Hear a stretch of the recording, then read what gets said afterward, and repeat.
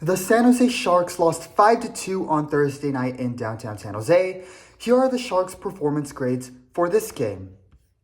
Offensive front, D. Macklin Celebrini is the only reason it wasn't an F grade for the Sharks.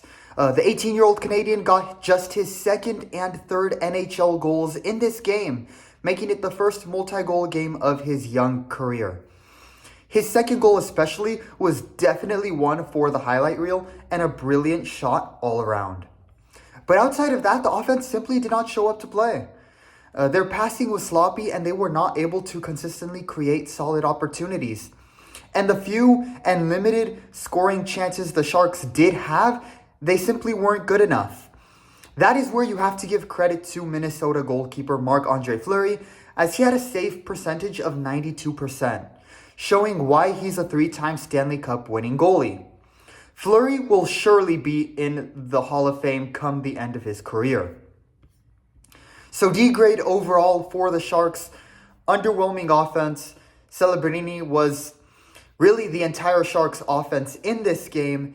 Celebrini definitely did not help pay for the bill for the team dinner after the game. And if he did help pay the bill, he shouldn't have. I'll say the same thing for Sharks goalkeeper Vitek Vanecek. He shouldn't have been helping pay the bill for the team dinner either. In terms of Vanecek, I'll give him a B grade. He did concede 4 goals, allowing 4 shots to get by him, excluding the empty net goal at the end, which was the 5th goal of the game for the Wild. Obviously, with that, I can't give him an A grade performance. However, he still made 26 saves out of the 30 shots on goal that he faced and had an overall save percentage of 87% in this game.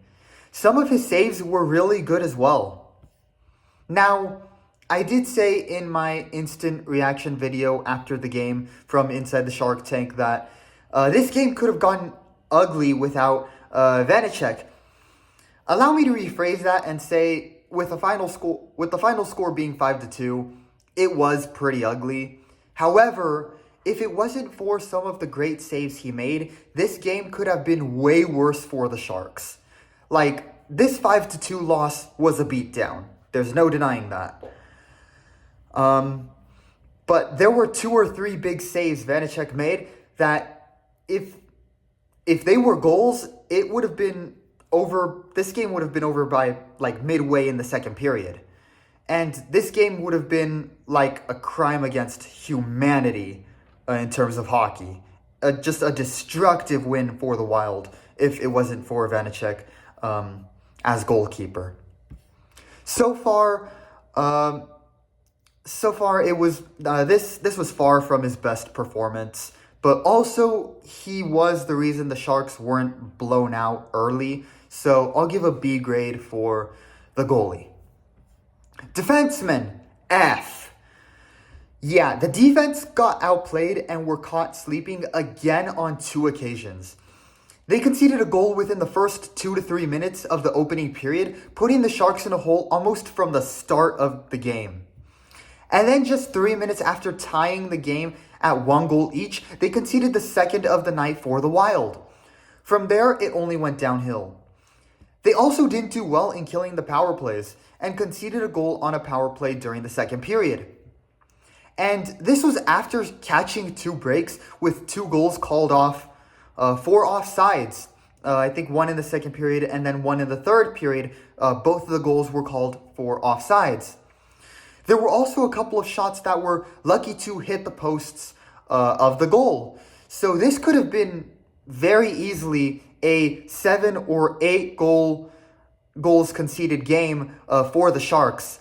Just a poor performance from the defense. Yeah, F. Enforcers, D. There wasn't a single fight in this game, making it a very clean hockey game. There were a few normal minor penalties which ended up hurting the team. One resulted in a scoring power play for the Wild. In the third period, both out of frustration and maybe to try and stir up some emotion among the bench and for the players on the ice. The Sharks began to play more physically. However, the Minnesota players didn't take the bait at all. Minnesota's enforcers kept the game clean and they were able to contribute to their team winning the game, while the Sharks were not able to do the same. So D grade. Head coach, D-. Warsawski got completely outcoached in this game, and the adjustments he made in preparation for facing this in-form Wild team failed miserably. And his in-game adjustments didn't help either. During the game, William Eklund was demoted to the fourth line, and head coach Ryan Warsawski had a very strong message for the young winger post-game. According to the Hockey News, Warsawski stated that, quote, they need more from him, impact the game, somehow, in some way. He knows that. We've talked about it. We're going to continue to work with him, Eklund, and help him get through this, end quote. Now, Eklund does only have 1 goal and 1 assist in his last 5 games. Obviously, that does leave the head coach wanting more, especially given he is a young prospect and future of the team.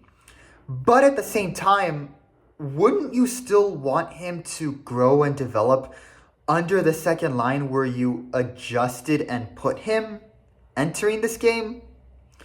Or the third line at least? Instead, he puts him straight at the last line. I get that he isn't in good form to where he should be starting, but fourth line? I am feeling split on that decision. I also feel that the defensive woes in this game looked identical to last season. He uses Mario Ferraro and Ruda a lot in the defensive end and isn't using the younger defensemen as much. Granted, the reason Warsawski has stated for seeing them as the guys he trusts is understandable, especially given he is a rookie head coach and he will go with what he knows first and build from there. But at the same time, the way he is utilizing the defensive pair in the back doesn't seem or feel that much different from what David Quinn's tactics last year were.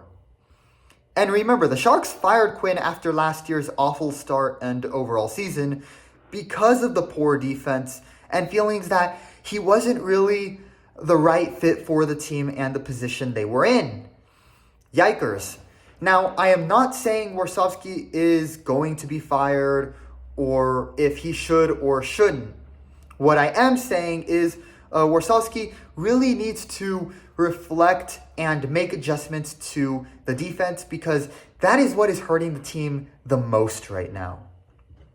So overall, it was a very tough, brutal, disappointing loss for the San Jose Sharks.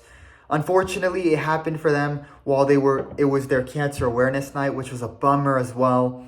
It was also SJSU night at the Shark Tank as well.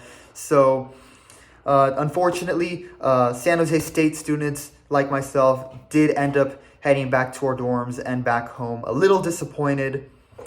But it wasn't overall doom and gloom. There was a lot of positive events from it. Obviously, if you saw some of my community posts, I was given this special rally towel, Hockey Fights Cancer. So this is a very special thing for me, given that, I've had people very close in my family who have battled cancer. So this definitely hits close to home. So I am going to keep that. And when I have my background more set up for these YouTube sports videos, I can have that there. Also, a big plus and an awesome moment for me, and it was pre-game down at the Lower Bowl as I was filming them warm up, as you saw in some of my YouTube shorts, my first ones I've put up on the channel. I didn't get this on video, and I wasn't able to get a photo with him just because they were busy at the time, but I was able to also get a hockey puck from the game. The head coach, Ryan Warsawski, gave it to me. I just said, hey, yo, guys, is it cool if I like get a puck or something? And yeah, they made it happen. They hooked me up. Here's the front of the puck with the commemorative date and match of the game. The Sharks with the Wild logo. That's super cool. Then on the back, you have the NHL logo. Pretty cool. These were the pucks they used to warm up with. I think this is definitely a collectible. This is like how people have baseballs they catch from Major League Baseball games. They keep those. So yeah, I'll definitely be keeping this. You'll see this around as well. I also was able to get, with the ticket I got in the SJSU deal, I got a San Jose Sharks SJSU designed and themed sweatshirt. So I think that was really cool. I also got a water bottle with the Sharks logo there, as you see, and then the Spartans logo on the other side. That was really cool. I got the ticket for like $15, much cheaper than usual. And that's what makes this possible, is I do have some deals in terms of getting SJSU tickets for a cheaper price as a college discount. So this isn't paid advertising or anything, but I do want to thank SAP Center, the San Jose Sharks, and SJSU for organizing this event for students like me. It was really a special time. Even though we lost, it was a great time for all of us students. So I really do appreciate that. That is all for me in this video. Leave your thoughts in the comments below. Who do you think was the best player for the Sharks? I think I can probably make a guess given he scored 2 goals. But nevertheless, I want to hear your thoughts in the comments if you, in case, disagree with that. So leave your thoughts in the comments. Who do you think was the best player? Who was the worst player on the ice for the Sharks? And what do you think was the big takeaway for the Sharks as they now go on a road trip where their next game will, I believe, let me look it up here. I believe their next game will be against, that is correct, they will be going to New Jersey to play the New Jersey Devils over there. And they will then play the next day on the 11th, the Philadelphia Flyers. So they're on a road trip now. So let me know in the comments what you guys think is the big takeaway for the Sharks as they enter this road trip for their away games. And how do you think they will do during this road trip? Put those thoughts in the comments. Like and subscribe, of course, to help support this passion project. I'll see you all in the next one.